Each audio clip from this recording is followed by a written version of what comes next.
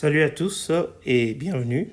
Dans cette vidéo, nous allons calculer l'intégrale de moins a à a de x à la puissance 2n sur 1 plus b à la puissance x dx. Alors, pour calculer cette intégrale, nous allons la scinder en deux intégrales, I1 et I2. Et ensuite, on va utiliser un changement de variable sur l'intégrale I1.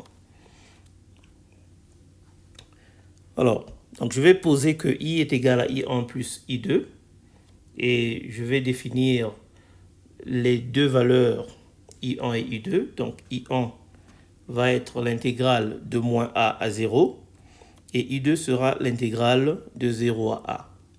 Donc ceci est possible grâce à la relation de Chasles pour les intégrales. Maintenant, nous allons faire un changement de variable sur l'intégrale I1.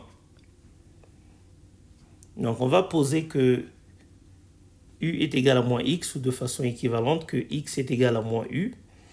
Alors, cela va nous emmener à trouver de nouvelles bornes d'intégration. Quand x est égal à moins a, u est égal à a. Et quand x est égal à 0, u est aussi égal à 0.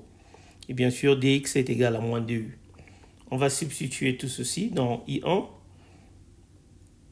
Alors, rappelons que I1, c'est l'intégrale de moins a à 0 de x à la puissance 2n sur 1 plus b à la puissance x dx. Après substitution, nous obtenons, c'est égal à l'intégrale de a à 0 de moins u à la puissance 2n sur 1 plus b à la puissance moins u du. Alors, si on utilise une propriété de l'intégrale, donc si on change l'ordre d'intégration, on va faire apparaître un signe moins devant l'intégrale. Donc, la borne inférieure devient la borne supérieure et vice-versa. Donc, on a que I1 est égal à moins l'intégrale de 0 à a de moins à la puissance 2n, u à la puissance 2n sur 1 plus b à la puissance moins u du.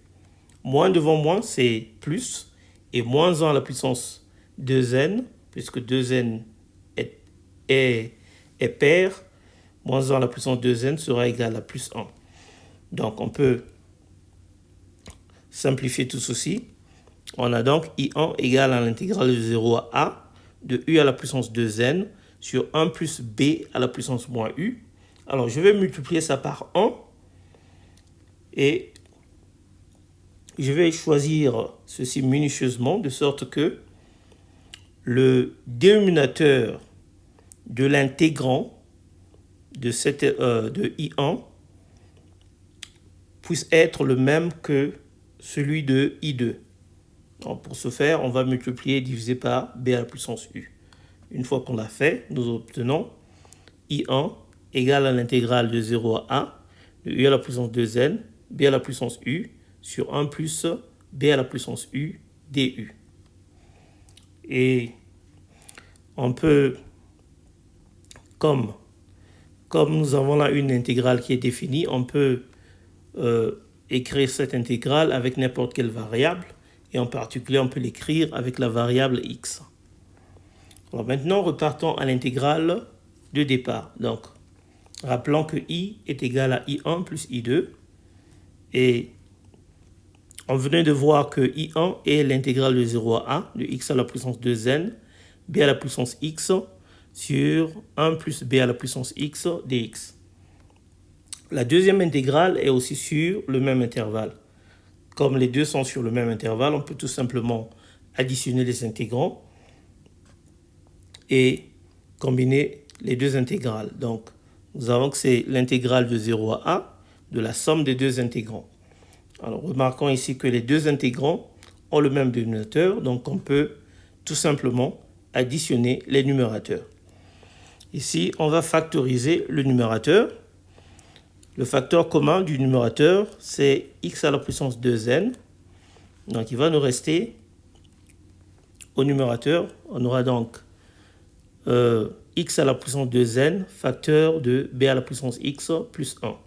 Et au dénominateur, on aura 1 plus b à la puissance x.